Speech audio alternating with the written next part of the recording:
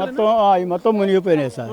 ఆ రోజు మునిగిపోతే మాకు వండుకోవడానికి ఏం బాధ్యత. మా కౌన్సిలర్ తీసుకొచ్చి పెట్టిండు. తర్వాత తెల్లారి మంత్రి గారు వచ్చారు. నష్టపోయిన వాళ్ళందరికీ 10,000 ఇస్తామని చెప్పారు. అధికారులు వచ్చారు, చూసిరు, పోయారు. మంత్రి గారు వచ్చిపోయిండు, చూసి చెప్పిండు మీకేం భయం లేదు నేను అని చెప్పి. ఎట్లా అనిపిస్తుంది అంటే మంత్రి గారు ఇప్పుడు గెలిచి 8-9 నెలలు అవుతుంది కదా, మరి ఇప్పుడు మీకు అంటే మీ పాలన పరంగా ఎట్లా అనిపిస్తుంది? మరి మంచిగానే ఉంది సార్, ఇంకొక 5 ఏళ్ళు మాకు ఇదే పరిపాలన కావాలి సార్. వేరే పరిపాలన వద్దు, అన్ని దోచుకోవటమే అవుతున్నాయి. ఈ కాంగ్రెస్ పరిపాలన ఉంటేనే మాకు మా పేదవాళ్ళకి న్యాయం జరుగుతుంది. హుజూర్ నగర్ కూడా మళ్ళీ ఉత్తమ్ గారే కావాలి. ఆయన ఉన్నంత వరకు మాకు ఆయనే కావాలి. అవును. సో మరి ఏం కోరుకుంటాను బాబా, ఎందుకంటే చాలా నష్టం అయితే జరిగింది. ఎందుకంటే వరదలు ఎవరు ఊహించని ప్రకృతి వైపర్యం వల్ల వచ్చేస్తుంది. కానీ మరి ఇప్పుడు ఇంత నష్టం జరిగినా కూడా ప్రభుత్వం దీని మీద బాధ్యత వహించి మీకు ఏదో ఒక సహాయం అయితే చేయాలి కంపల్సరీగా. సో మరి ఏం కావాలి? ఇంటి స్థలాలు ఇచ్చి ఇందిరమ్మ ఇల్లు కట్టించి మాకు ఇస్తే మేము శుభ్రంగా వెళ్ళిపోతాం సార్. ఈ మురికిలో మేము ఉండలేము. చెప్పాం.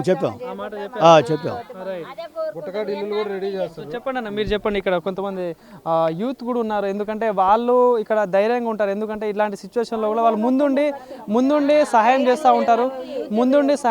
ఉంటారు. సో వాళ్ళతో కూడా మాట్లాడారు, ఎందుకంటే ఇక్కడ ఏదో ఆపద ఉన్నా కూడా వాళ్ళే ముందు ఉంటారు. సో అన్న మీ పేరేంటి? వినోద్. అన్ని తడిచిపోయి అందరూ లోకల్.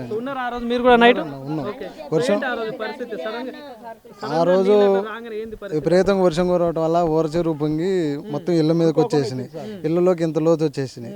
మా కౌన్సిలర్ నారాజను, వైస్ చైర్మన్ సంపత్ రెడ్డి గారు స్పందించి నైట్ 2-3 దాకా ఉండి జేసీబీ తోటి మొత్తం నీళ్ళు మొత్తం క్లియర్ చేసిన దాకా చూశారు వాళ్ళు. తెల్లారే 3-4 రోజులు అన్నం వండుకోలేని పరిస్థితి అందరికీ. 3-4 రోజులు వాళ్ళే భోజనం అన్ని రెడీ చేశారు. అంతా అనుకూలంగా చూశారు మాకు. 3 రోజుల వరకు ఇంట్లోకి అడుగు పెట్టలేదు ఎవరు అసలు. వీడియోలు చూడండి, ఆ వీడియోలు కూడా ఉన్నాయి. అప్పుడు ఇంట్లోకి ఈ లోతున వచ్చినాయి, అందరూ బయట పోయి సత్రంలో ఉన్నారు. సామాన్లు కూడా అంత తడిసిపోయి ఉండొచ్చు. ఇంట్లో ఉన్న గ్యాస్ కానీ ఆ బీరువాలు కానీ ఇంట్లో ఉండే పరిస్థితే లేదు, అసలు పరిస్థితే లేదు. 3 రోజులు. మరి స్థానిక మంత్రులు కానీ మీరు ఎమ్మెల్యేని గెలిపించుకున్నారు, మీరు ఇప్పుడు మంత్రిగా ఉన్నారు, మరి ఎవరైనా స్పందించారా దీని మీద? వచ్చారు, మంత్రి గారు వచ్చారు, వచ్చి మొత్తం చూశారు, మాకు ధైర్యం చెప్పారు. ఇల్లు మునిగిన వాళ్ళకి నష్టపరిహారం ఇస్తున్నారు, ఇల్లు బాగా డ్యామేజ్ అయితే కొత్త ఇల్లు కట్టిస్తా అన్నారు. ఇచ్చారు. ఏఈలో ఇంత కారణానికి కూడా నెగ్లెక్ట్ ఆయన స్థానిక ఏదైతే దీనికి సంబంధించిన అధికారులను కూడా సస్పెండ్ చేసిండు, ఇమీడియట్ సస్పెండ్ చేసిండు. సో ఎట్లా అనిపిస్తుంది మరి పాలన? ఎందుకంటే ఇప్పుడు కొంతమంది ఎమ్మెల్యేలు కానీ గెలిపించుకున్నాక మళ్ళీ పట్టించుకునే పరిస్థితి కూడా ఉంటుంది కొన్ని నియోజకవర్గాలలో. సో మరి మీ ఎమ్మెల్యే మీకు వచ్చి ఇట్లా స్పందిస్తున్నారు కదా, సో ఏం చెప్తారు దీనికి? ఉత్తమ్ కుమార్ రెడ్డి పరిపాలన ఎప్పుడైనా బాగానే ఉంటుంది. ఇంకా 10 ఏళ్ళైనా ఆయన ఉన్న రోజులు ఆయన రావాలని కోరుకుంటున్నాం. పేదలను ఆడుకుంటాడు ఆయన. ఆడున్నా ఆయన పథకాలు అన్ని మాకు చివరిదాకా అందుతాయి. మంచిగా ఉంటుంది పరిపాలన. సో మరి ప్రభుత్వం ఏం కోరుకుంటున్నారు? ఎందుకంటే భారీ నష్టం అయితే జరిగింది, అది ఆస్తి నష్టం కానీ చాలా ఇంట్లో చిన్న వస్తువులు ఇప్పుడు, ఎందుకంటే మళ్ళీ కోలుకోవడానికి 2-3 నెలలు టైం పడుతుంది మీకు. సో మరి ప్రభుత్వం నుండి ఏం కావాలని కోరుకుంటున్నారు? ఏమో వాళ్ళకి నష్టపరిహారం అయింది. మాకు వాన వచ్చి వరదలు వచ్చి అన్ని సామాన్లు సరుకులు బియ్యం అన్ని కొట్టపోయినాయి.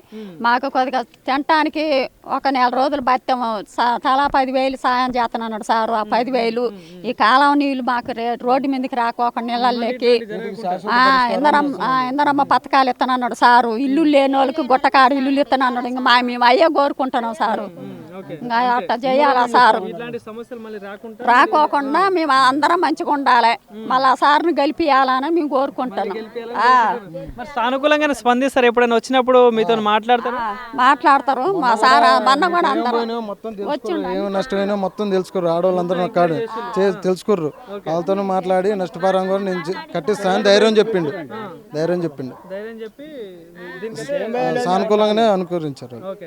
మీరు చెప్పండి బాబాయ్, అంటే మీకు ఒక పెద్దవాళ్ళు మీకు అంటే ఎట్లాంటి న్యాయం చేస్తే బాగుంటుంది అంటే? ఎందుకంటే ప్రభుత్వానికి ఒకవేళ చెప్పాలంటే డైరెక్ట్గా అయితే కలవలేరు. ఈ కాలువని అటు కలుపుతామన్నారు సార్. ఈ నీళ్లు రాకుండా ఇందిరమ్మ ఇల్లు ఇస్తున్నాను. వాళ్ళు ఇందిరమ్మ ఇల్లు ఇస్తే మాకు కూడా ఓకే, మేము ఇక్కడి నుంచి వెళ్ళిపోతాం, అక్కడే ఉంటాం. మాకు ఎందుకు ఇక్కడ దోమలు ప్లస్ ఈ కాలువ వర్షం ఎప్పుడు వస్తుందో అర్థం కాదు, నీళ్ళు ఎప్పుడు వస్తాయో అర్థం కాదు. అవి నిన్న నైట్ అక్కడ గోడ పడిపోయింది సార్. అదే పగులు పడిపోయినడితే ఎంతమంది పిల్లలకి దెబ్బతాయో పెద్దవాళ్ళకి దెబ్బతాయి. ఎవరు తగిలితే మాకే అర్థం కాదు. అది నైట్ పడిపోవటం వల్ల మాకు కొంచెం సేఫ్ అయింది. సో రైట్ చూసారు కదా. సో మరి చాలా అంటే అటు ఖమ్మం జిల్లాలో చూసుకున్నా కూడా, అటు చూసుకుంటే ఇటు పాలరు నియోజకవర్గంలో చూసుకున్నా కూడా, ఇటు కోదాడ నియోజకవర్గంలో, తెలంగాణ రాష్ట్రంలో అంతటా భారీ వర్షాలకైతే చాలామంది పేదవాళ్ళు మధ్యతరగతి కుటుంబాలకైతే చాలా అన్యాయం అయితే చేసింది ఇదైతే భారీ వర్షం.